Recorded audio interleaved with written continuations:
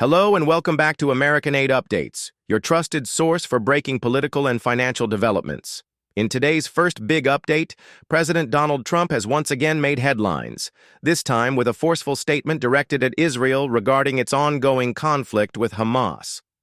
Trump, speaking to a group of reporters, said bluntly that Israel needs to finish the job and eliminate Hamas completely. These remarks come amid stalled ceasefire negotiations and a worsening humanitarian crisis in Gaza. Trump emphasized his belief that Prime Minister Netanyahu must escalate the military campaign to restore stability and security. According to Trump, the war could have been over much earlier. He claimed that under his leadership both the Israel-Hamas war and the Russia-Ukraine war would have been settled by day one. But here we are, months into intensifying conflict with no resolution in sight. The president also shared his grim perspective on Hamas's intentions, stating, "They don't want to negotiate, they want to die." He added that as long as the group holds hostages, they'll continue to be hunted.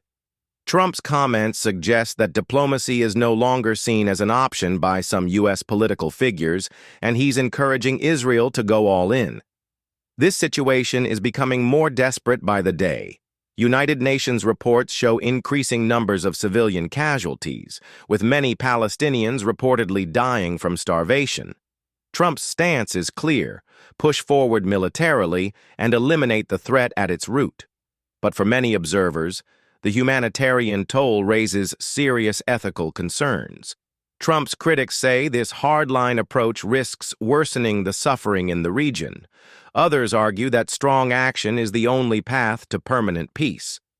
What do you think? Should Israel follow Trump's advice and finish the job, or should world leaders push harder for a ceasefire and negotiation? Drop your thoughts in the comments. This topic is deeply polarizing and deserves a real discussion. Stay tuned, because up next, we're diving into a major lawsuit involving billions of dollars in education funds being withheld by the Trump administration. And later, we'll break down a new tax break worth up to $2,000 that 90% of Americans may qualify for. Don't go anywhere. Our next story involves a major legal battle between state governments and the Trump administration. At the heart of the conflict, over $6 billion in frozen federal education funding. A coalition of 24 states, alongside the District of Columbia, is suing the Trump administration after it abruptly withheld billions of dollars previously approved for K-12 education and adult learning programs. This sudden freeze came just weeks before the academic year began, creating a storm of confusion and frustration across the country. These aren't just budget numbers. This is funding that affects real people, students, teachers, parents, and communities. The grants were set aside for essential services like after-school programs, English language support, and teacher training. With the funds now locked, school districts in states like Arizona, Kentucky, Massachusetts, and Pennsylvania are struggling to keep their commitments. The lawsuit alleges that there was no clear reason given for the freeze. California Attorney General Rob Bonta called the move abrupt and unjustified and pointed out that schools had already planned their budgets based on the approved funding. In states like Arizona, the school year starts earlier than most, by mid-July, and now they're scrambling to make ends meet. Even prominent Republicans are speaking out. Senator Susan Collins said she strongly opposes the administration's decision and urged that the funds be released immediately. And this isn't just political noise. Many of these grants support programs that help underprivileged communities, migrant students, and special needs education. One of the largest slices of the frozen funds, roughly $2.2 billion, was intended for professional development programs, resources designed to help educators improve and modernize their teaching methods. Cutting off these funds doesn't just affect today's classrooms, it risks the long-term quality of our education system. So why was this funding halted? That's the question no one can fully answer yet. The Department of Education, which is named in the lawsuit, has so far declined to comment. What we do know is that the legal fight is heating up fast, and it's going to affect millions of American families. Next, we're going into details on a new tax benefit that nearly every working American can take advantage of, worth up to $2,000. This could be a financial game changer for you. Let's now explore a major tax change that could affect millions of Americans, a provision in what's being called Trump's Big Beautiful Bill.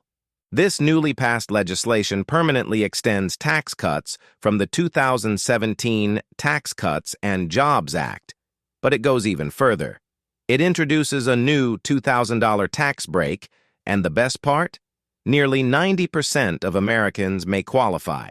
Now here's the deal. This isn't one of those deductions you only get if you itemize. This is what's called an above-the-line deduction.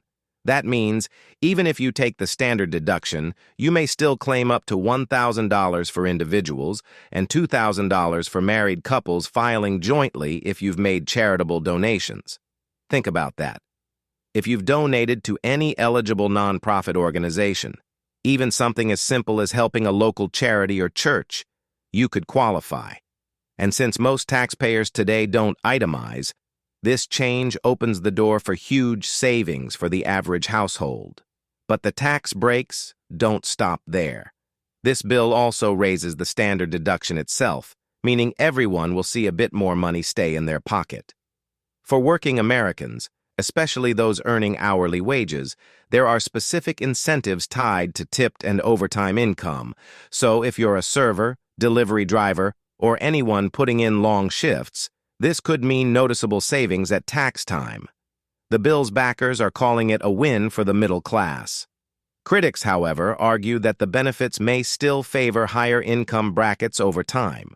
Regardless of where you stand politically, the numbers are what they are. And if you qualify, this could mean hundreds or even thousands back in your wallet. So, what should you do next? First, check your previous year's charitable giving. If you've donated, you might be eligible. Second, talk to a tax professional or use reputable tax software to see how these changes affect your personal return. And remember, this applies even if you don't itemize deductions.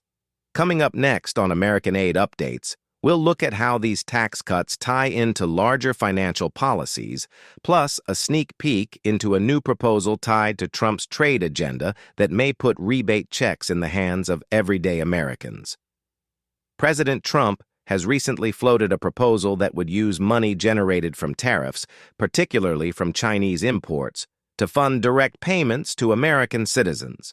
Some insiders are calling these tariff rebates, and they could function similarly to the stimulus checks we saw during the pandemic. Here's how it would work. The U.S. imposes tariffs on certain foreign goods, which means companies importing those goods pay additional fees. That money goes into the federal treasury. Trump's proposal? Redirect a portion of that revenue directly to the American people. Initial estimates suggest eligible Americans could receive up to $1,200 to $2,000, depending on income and household size. This rebate wouldn't require massive new legislation because the funding already exists. It's just a matter of reallocating it. The proposal is still in its early stages, and critics are already raising concerns. Some economists warn that relying on tariff income could lead to price hikes for consumers as companies pass the cost on to buyers. Others argue that it's a creative way to recycle federal revenue into household budgets. Supporters of the rebate say it could be especially helpful in times of inflation and economic uncertainty. It's a unique take on populist economic policy, using foreign trade penalties to directly assist working Americans. Trump's team argues this is a win-win. Punish countries that undercut U.S. manufacturing while helping citizens cope with high costs. There's no official rollout date yet, and Congress would likely need to weigh in. But if this idea gains traction, it could play a big role in Trump's 2025 to 2026 policy agenda, especially if he secures more influence in Washington. We've covered a lot: international conflict, withheld education funding, new tax breaks, and potential rebate checks. But what does all this mean for the average American family? Let's connect the dots. First, Trump's message to Israel shows a return to bold, uncompromising foreign policy.